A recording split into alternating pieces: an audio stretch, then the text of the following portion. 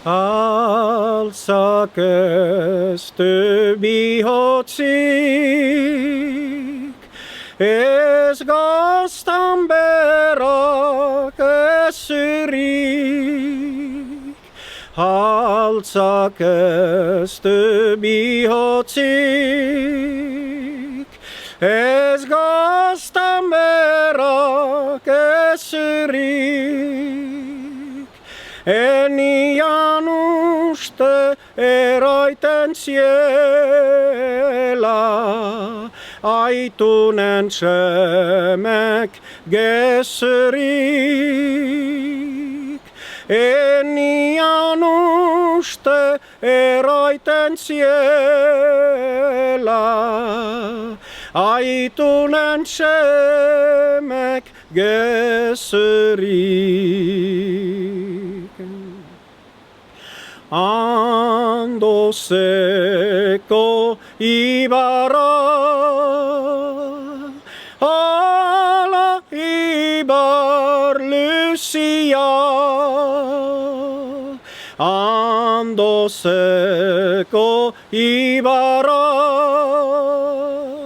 ala ibar luzia. Hiruretan armari gabe, ebaki zaitam bihotza. Hiruretan armari gabe, ebaki zaitan bihotza. Berteretxen tragedia kokatzen da hamabos geren mendean, 1450 geren urtea pixka bat berrogoi eta berroita hamarren artian. Jorgen historiolariaren arabera, zeren izen batzu badira konfirmatzen behitute data hori. Eta Berteretxen kantua zentako haitatu dudan, lehenik melodia eta kantore oso edera baita. Igual eskualeriko zaharranetako bat, non ezten zaharrena. Eta badu gauza bitxi bat, kantuak badu ere hilharria.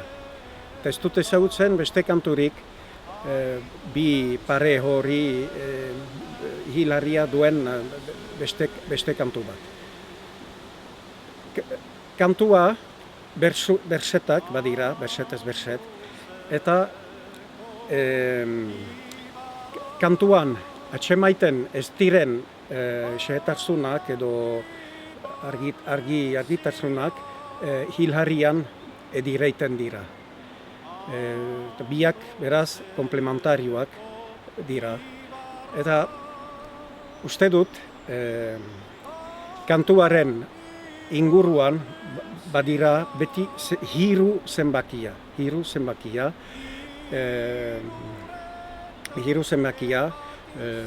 Ostian kantatuko dutan bezala Andoseko ibarra, ala ibar luzia, hiruretan ebaki zeitadan armari gabe bihotza.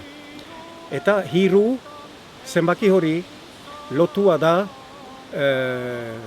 Jesu Kristoren pasioniarekin.